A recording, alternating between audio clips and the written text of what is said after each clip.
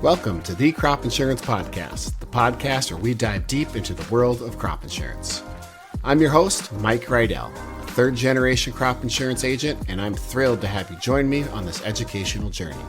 At our family-owned and operated business, we've been providing crop insurance expertise for generations. Our goal here is simple, to educate our listeners.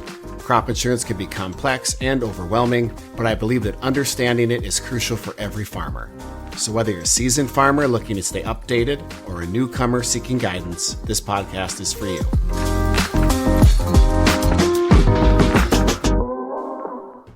Well, hello there. Today we're going to talk about coverage levels and how it affects your crop insurance policy, from how it works with your APH to your different subsidy levels. Please listen to the other podcast episodes first, as they're intended to build your education as to how your crop insurance policy works. Coverage levels are pretty straightforward. Depending on the crop and the coverage, you can go from catastrophe. It's a flat rate. Doesn't matter how many acres you seed, you're going to pay that flat rate, and that's it. I don't know any reason why you would want to be in the catastrophe program.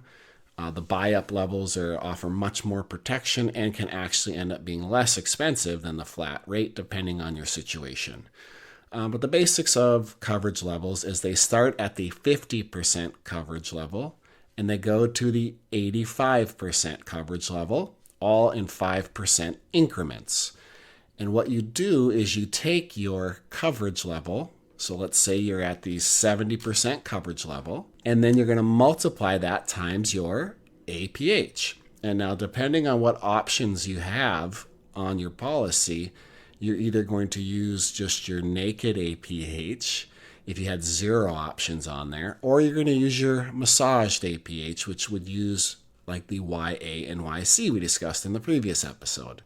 So you're going to take that higher number, that APH, multiply times your coverage level. So let's say you had an APH of 50 bushels an acre, and you multiply that times the 70% coverage level, you would end up with a 35 bushel guarantee. Now we'll dip into yield protection and revenue protection and how all that works, but essentially you take your coverage level times your APH, and that comes up with your guarantee.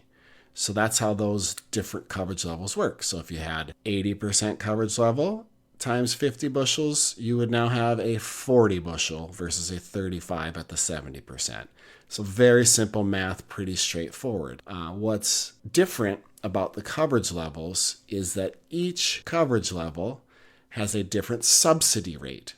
So depending on where you're at coverage level wise, your subsidy can increase or decrease. And that also depends on if you have basic units, optional units, enterprise units, all those different stuff. And we'll talk about those in later episodes. But just know that your subsidy level will vary based on which coverage level you take.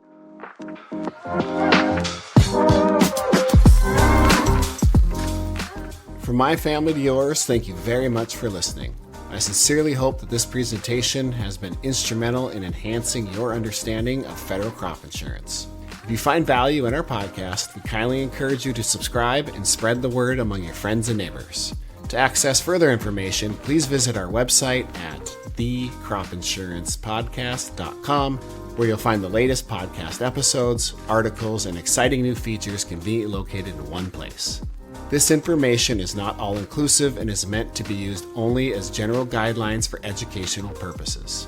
For additional information, please see crop provisions, reference the Crop Insurance Handbook or Loss Adjustment Manual, or contact your crop insurance agent. This institution is an equal opportunity provider and employer.